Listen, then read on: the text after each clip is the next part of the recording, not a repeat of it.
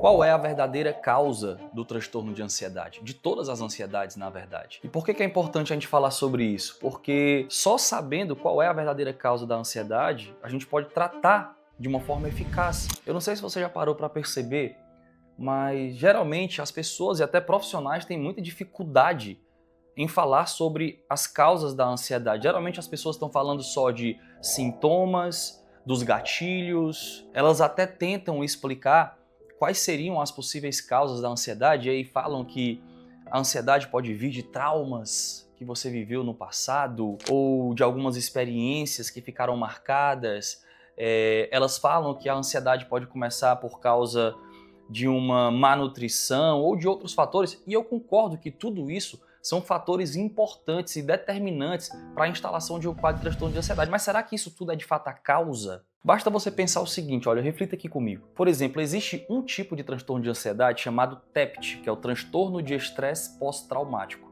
O TEPT, ele foi diagnosticado, né, ele foi ali criado essa terminologia depois daquele episódio, principalmente da Segunda Guerra Mundial, onde soldados em massa voltavam da guerra diferentes, né? Voltavam tomados por um medo que era projetado. Parece que ao lembrar de algumas experiências que eles viveram na guerra, disparava todo aquele medo fisiológico, bioquímico nesses soldados. Mas olha que louco, só 20% dos soldados que viveram essa experiência traumática desenvolveram TEPT. Então será que o trauma, por exemplo, de fato é a causa? Se o trauma em si fosse a causa, então todos os soldados que foram à guerra voltariam com TEPT. E só 20% voltavam. Então, o que de fato é a causa? É exatamente sobre isso que a gente vai conversar nesse vídeo.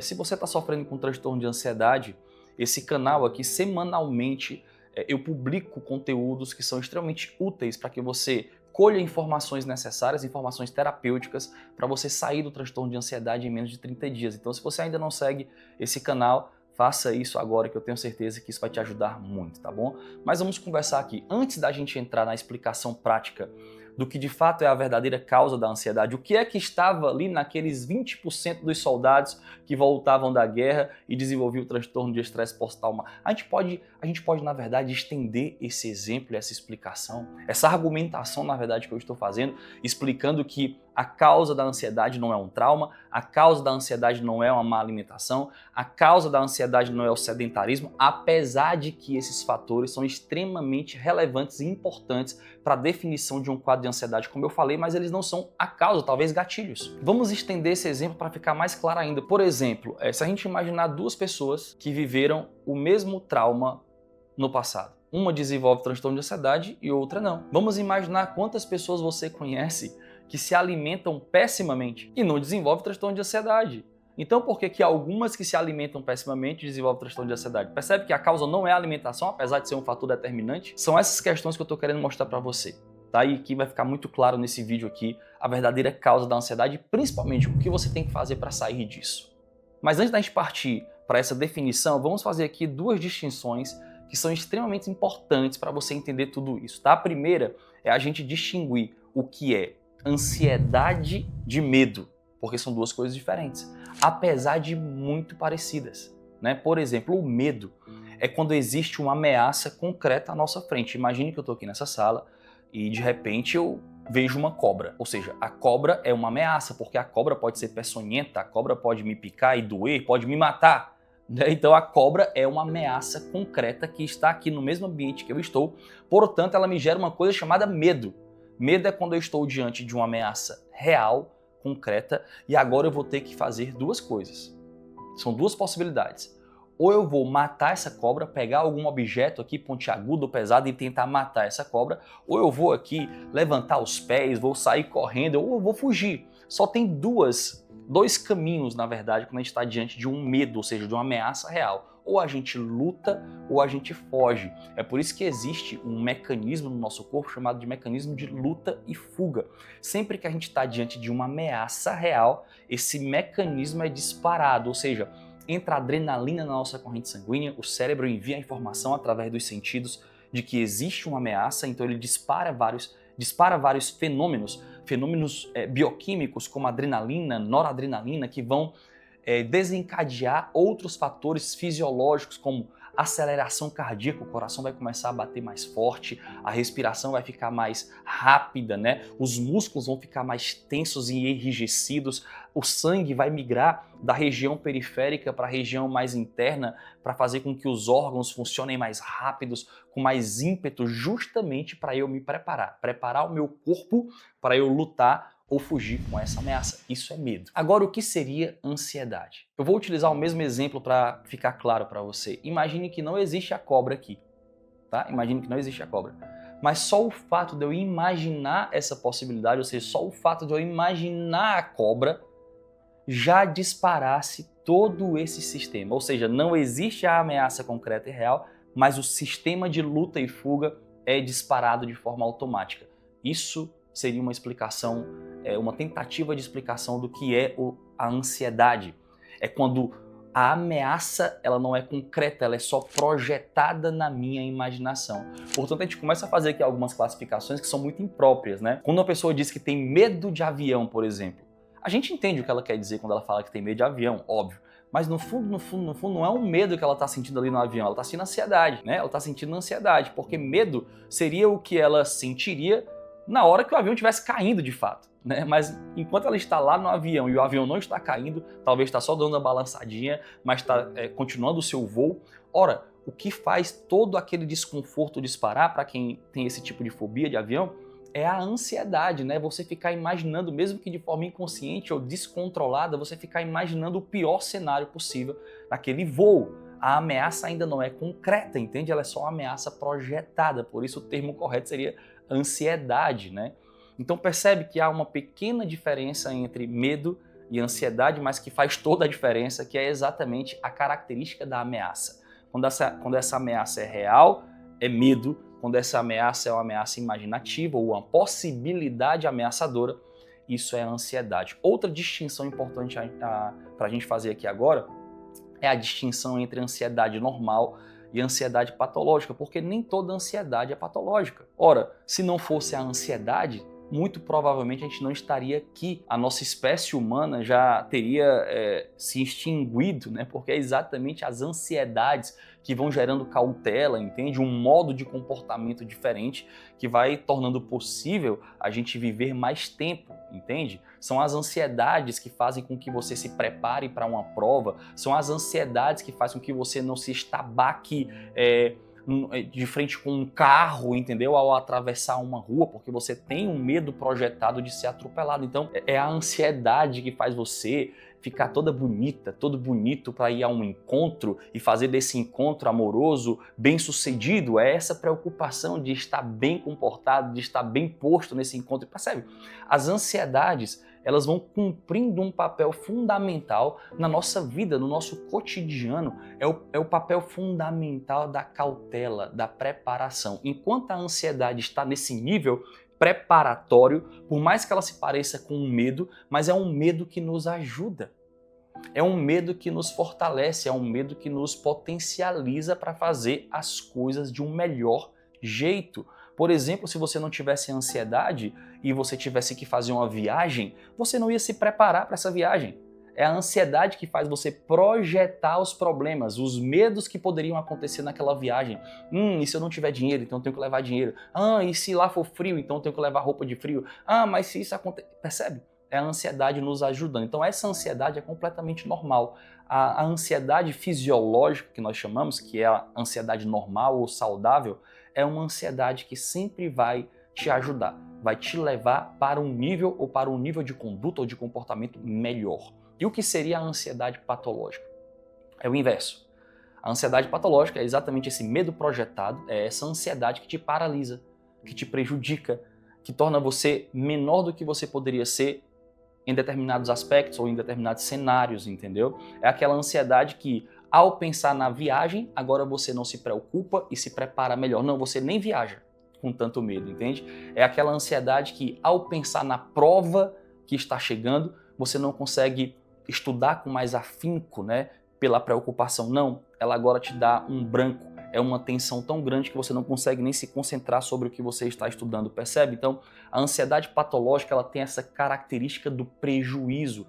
Pode ser prejuízo sintomático. São prejuízos que já se tornaram meio que automáticos, né? Então você está sempre se sentindo mal, é sempre com uma taquicardia, é sempre com uma falta de ar, é sempre com uma coisa estranha na cabeça, na pele, alguma coisa que te mantém sempre preocupada ou preocupado e vai deixando você mais deprimido, não no sentido da depressão patológica, psicológica, mas deprimido no sentido de você ter sempre uma atitude menor do que a atitude que você poderia ter. É a ansiedade que te atrapalha com teu filho, é a ansiedade que o incômodo, o desconforto, o sofrimento agora não permite mais que você faça um bom trabalho, realize um bom trabalho. É a ansiedade que faz com que você não pense, não consiga raciocinar com clareza e traz uma certa confusão mental, uma certa sensação de perda de controle ao ponto de você acabar com uma crise de choro, talvez por um desespero. É uma ansiedade mais profunda, existencial, que às vezes faz com que você se desespere ao perceber que você ainda não encontrou ou não conseguiu achar ou vislumbrar o sentido da própria vida, e você se pega numa espécie de desespero existencial e isso te traz uma angústia profunda, entende? Então, essa ansiedade que gera prejuízos de ordem pessoal, profissional e existencial, essa é a ansiedade que a gente classifica como ansiedade patológica. Vamos ao principal objetivo desse vídeo agora. Então, qual é a causa disso tudo? Retomando o exemplo que eu dei no começo desse vídeo, preste atenção, por que só 20% dos soldados que foram à guerra voltavam com o TEPT? Se os 100% viveram aquela experiência traumática, por que só 20% voltavam com transtorno de estresse pós-traumático, uma ansiedade? Por que duas pessoas que foram abusadas na infância, uma desenvolve transtorno de ansiedade e outra não? Se ambas viveram o mesmo trauma. Se o trauma é a causa da ansiedade, então por que o trauma não desenvolve o transtorno em todo mundo que vive ou que experimenta esse trauma? Esse é o ponto. Se a causa do transtorno de ansiedade, mais uma vez retomando esse exemplo que eu já dei, é a alimentação, então por que todo mundo que come mal não tem transtorno de ansiedade? Ah, se a causa é a cafeína, então por que todo mundo que toma cafeína não desenvolve transtorno de ansiedade? Essa é a pergunta, porque só alguns desenvolvem. Se a causa é uma experiência circunstancial, como muitos profissionais falam, tanto que muitos profissionais tentam tratar a ansiedade só por estratégias comportamentais, tentando mudar algum comportamento seu. Não que isso não seja positivo, mas isso não vai tratar a causa da ansiedade. Você vai melhorar um pouco quando estiver nesses ambientes, depois vai sentir de novo, é assim que funciona. Uma vez eu vi um vídeo aqui de uma profissional, obviamente que eu não vou citar o nome, o objetivo aqui não é criticar ninguém, mas criticar a conduta, né? Eu vi uma profissional aqui no YouTube falando que você ia tratar a ansiedade, né, através de uma técnica chamada acalme-se. Acalme-se. O que era isso? Cada letra do acalme-se significaria uma estratégia terapêutica que você deveria implementar. Por exemplo, o A do acalme-se, o primeiro A, seria aceitação.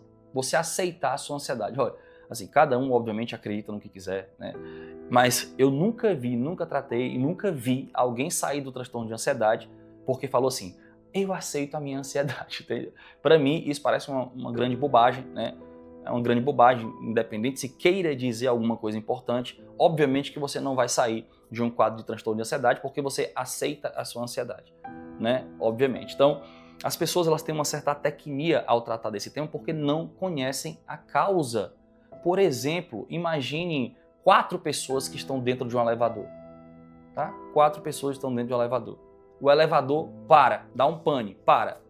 Por que só uma pessoa ali dentro tem uma crise de pânico? Apesar de que todas podem ficar extremamente desconfortáveis, mas só uma entra de fato em pânico, tem uma crise de ansiedade. Se a circunstância traumática está lá presente para todas. Com essas reflexões, eu levo você à seguinte conclusão. A causa do transtorno de ansiedade é anterior a esses gatilhos. A causa do transtorno de ansiedade é anterior aos traumas, é anterior à má alimentação, é anterior à privação de sono. A causa do transtorno de ansiedade está na personalidade. A causa do transtorno de ansiedade está na forma que o indivíduo, que eu e você, reagimos e agimos a essas experiências, reagimos e agimos no mundo. É a forma que eu e você damos sentido a essas experiências que nos acontecem. Por que 20% dos soldados apenas desenvolveram o transtorno de ansiedade? Porque só 20% deram o sentido que deve ser dado a essa experiência traumática para que seja possível desenvolver o transtorno de ansiedade. Por que só uma pessoa dentro daquele elevador teve crise de ansiedade? Porque só para aquela pessoa ficar presa no elevador significou uma possibilidade iminente de morte, por exemplo. Apesar de que as outras ficaram desconfortáveis, mas só para aquela pessoa ficar dentro do elevador significou morte iminente. Percebe? É essa percepção anterior à coisa, é essa percepção que é a causa do transtorno de ansiedade. E o que é essa percepção, Tiago? Porque eu não poderia ficar aqui nesse termo genérico, a percepção, porque percepção pode ser tudo. O que é essa percepção, Tiago? Essa percepção, ou seja, o modo que eu e você conferimos sentidos às nossas experiências, está explicado na teoria das 12 camadas da personalidade. A teoria das 12 camadas da personalidade explica exatamente qual é a motivação principal de cada ser humano em cada camada para dar sentido e agir e reagir a essas experiências do mundo. É óbvio que esse vídeo aqui não tem um propósito de eu lhe explicar toda a teoria das 12 camadas da personalidade, mas só para você entender. Na quarta camada da personalidade é quando nós, seres humanos, estamos descobrindo o mundo afetivo. Imagine uma criança de 3, 4 anos.